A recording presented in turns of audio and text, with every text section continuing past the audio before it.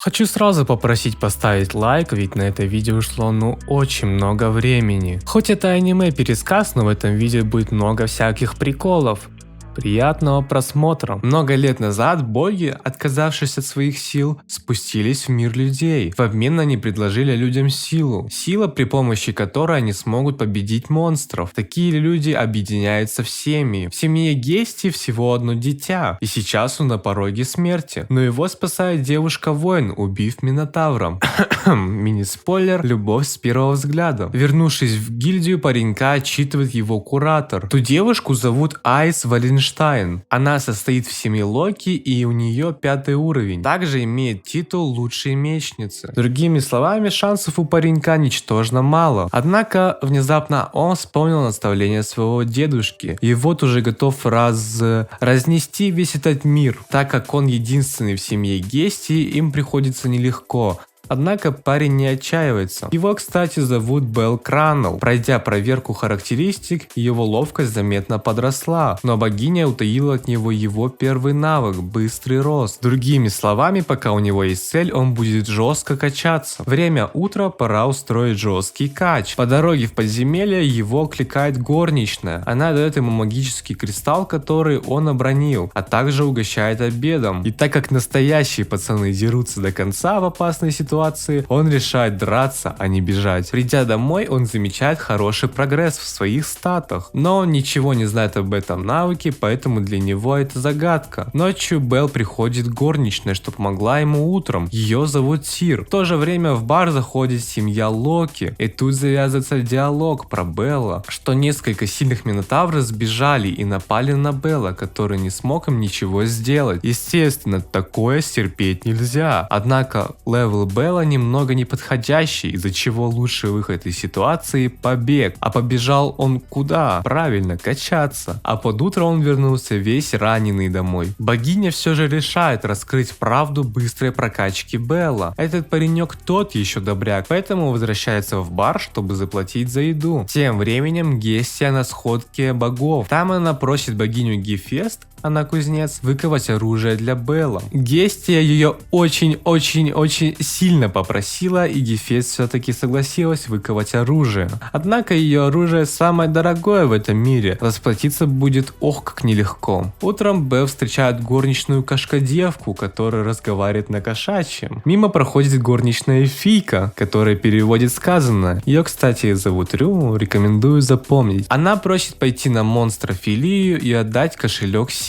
Это праздник, который устраивает семья Ганеша. Мемный типок, мне нравится. В Колизее герои сражаются с монстрами. Фрейя, богиня красоты, обсуждает Белла вместе с Локи. На празднике Белл встречает богиню, и у них типа свиданка. Тем временем Фрейя выпускает на свободу одного из сильных монстров. Он выходит на свободу и гонится за Гестией. Белл пытается дать отпор, однако отлетает с одного удара, и его кинжал тоже. Оказавшись в тупике, Белл отправляет богиню дальше, а сам планирует отвлечь монстра на себя.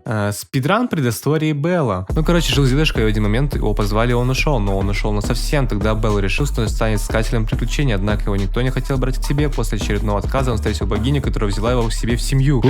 Семья Ганеша заметила пропажу и решила попросить помощи у других богов. Тот монстр с одного удара делит кинжал Белла на 0. Кинжал, выкованный Гефест, живой, и когда Белл к нему прикоснется, он оживет и будет расти вместе с ним. Работницы гильдии встречают семью Локи, которая помогла им разобраться с монстрами. Если что, тот монстр не единственный, кто сбежал. Белл с богиней смогли скрыться ненадолго от монстра, и она передала ему кинжал. И в целом тот паренек уже дорос до уровня, чтобы победить его, особенно с таким-то оружием. Было сложно, но он запотел и победил его. На помощь пришла Айс, но монстр был уже побежден. От переутомления богиня упала в обморок. Плюс признание сюда. Так как паренек уже подкачался, по пора искать качалку посерьезнее. С такой мыслью он пришел в гильдию. Эйна, его куратор, не дает ему пойти на этаж повыше, ведь недавно его чуть не убили. Но проверив его характеристики, она все же разрешает ему. Но для начала нужно подобрать снаряжение. Беллу приглянулась броня от некого Кротсо. Он потратил все деньги, но это вложение в будущее. Также Эйна подарила ему наруч. По дороге домой в Белла врезается девчонка, которая убегает от преследователя. Он хотел затеять драку, однако вмешалась Рю. Утром снова на работу. Да уж. По дороге его встречает девочка-помощник, которая хочет подзаработать. Ну или так она говорит. Однако...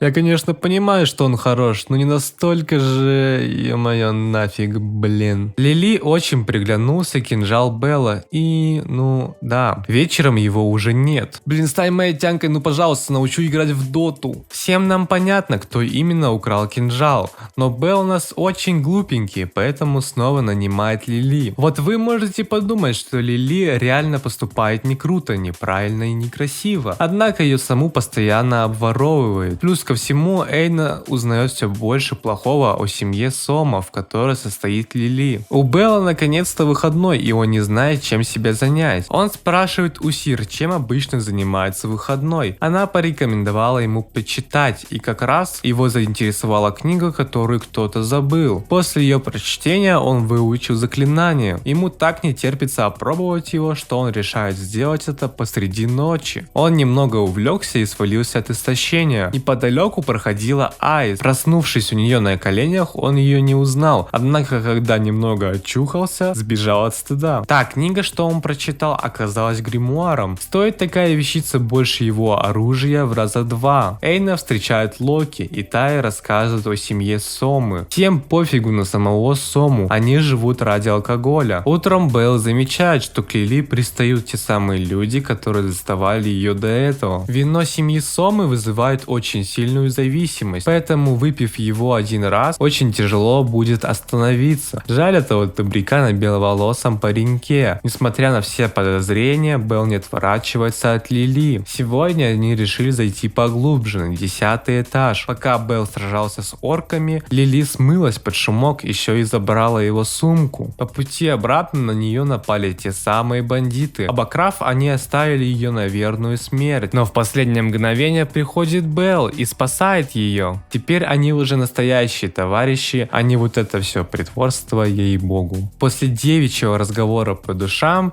Гестия все-таки принимает Лили в свою семью. Придя в гильдию, Белла окликает Эйна, и он видит рядом Айс. Сбежать у паренька в этот раз не получилось. Они перекинулись любезностями, и Айс предложила обучить Белла владению оружием. Так начались их тренировки. Кстати, Фрея откуда-то знает, что Белл станет самым сильным, но для этого ему нужны испытания, которые она ему организовывает. Один из ее семьи и самый сильный искатель приключений, Отто, тренирует Минотавра для сражения с Беллом. Белл тем временем трудится в поте лица, чтобы стать достойным Айс. Неловкая ситуация. Вот и подошли к концу тренировки с Айс. Сегодня начинается вылазка семьи Локи. Белл и Лили спускаются в подземелье. Они встречают того самого Минотавра, которого тренировал Отто. Белл намного слабее и думает, что лучше сбежать. Однако не может, ведь в таком случае он пойдет за Лили. В ответственный момент на помощь приходит Айс. Но он просто не может струсить и дать себя спасти, поэтому останавливает ее, решает биться до самого конца. Сцена реально годная, рекомендую к просмотру. Победив его, он сильно повысил свои характеристики, достигнув 2-го уровня. У Белла появился новый навык Аргонавт, желание стать героем. Также при достижении нового уровня он получил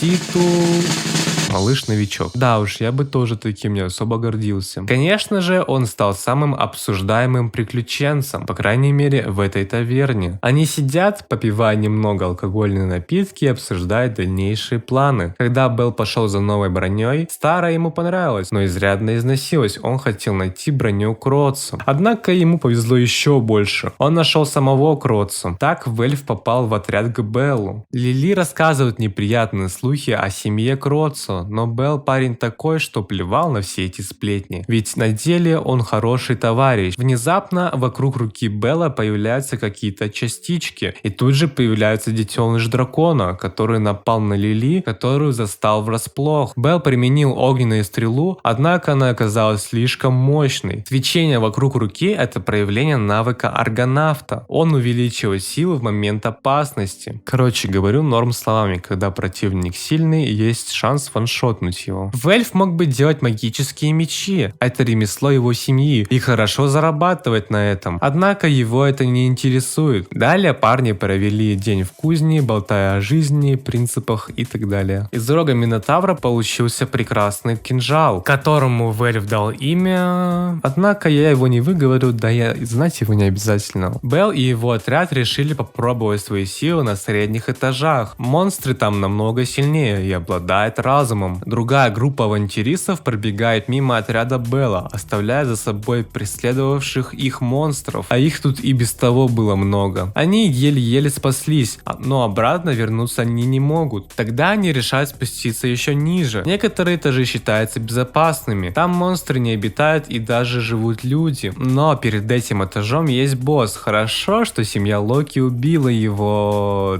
Да? Не, ну реально убила же. Тем временем богиня организовывает поисковую группу, ведь отряд Белла долго не возвращается. Она даже нарушила правила, ведь богам нельзя спускаться в подземелье. Они тяжело ранены, однако монстры продолжают нападать. Спутники Белла истощены, поэтому ему приходится нести их, а ведь он и сам изрядно устал. Помните, как семья Локи убила босса? Ну так вот, он решил возродиться именно в тот момент, когда Белл проходил рядом. Было очень опасно, но он справился. Я в него верил. Точно вам говорю. И им все-таки удалось добраться до нужного этажа. Тут также семья Локи устроила привал. Все очнулись, все хорошо, и Белл, как уже всегда, в центре внимания. И тут неожиданно появляется Гестия, которая очень волновалась за Белла. Также им помог Гермес, который заинтересовался Беллом. Те, что подставили Белла, были из семьи Такимикадзучи, но им было очень жаль. Гефест передала Вельфу какой-то меч, упомянув, что это очень важно. Серия заканчивается на внезапной ночной свиданке Белла и Айс, которую очень неуместно прерывает Гестия. На следующее утро большая группа отправилась посмотреть город. Цены в этом городе конские, на ночлег тем более. Тут же Белл пересекся с мужиками из бара, которые хотели ему отомстить, но завидев Айс, передумали. Бесстрашный волк словил шок. По прибытии в лагерь Гермес хочет кое-что показать Беллу. Он был серьезен. Ну и да, это место, где купаются девушки. Ну и Белл еще к ним падает. Не повезло пареньку. Некрасиво подставили. А потом он наткнулся еще и на Рю. Бывает.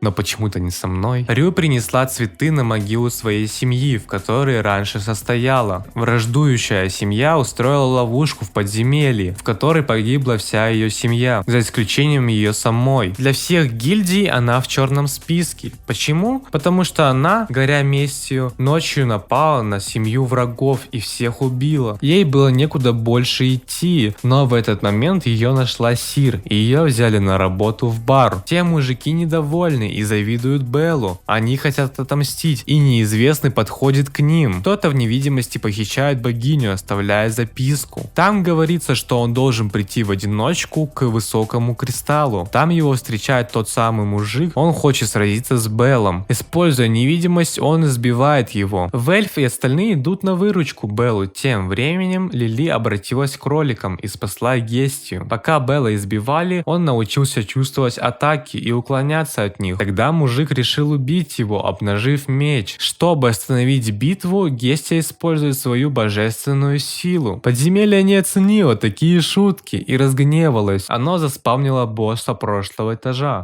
ПС.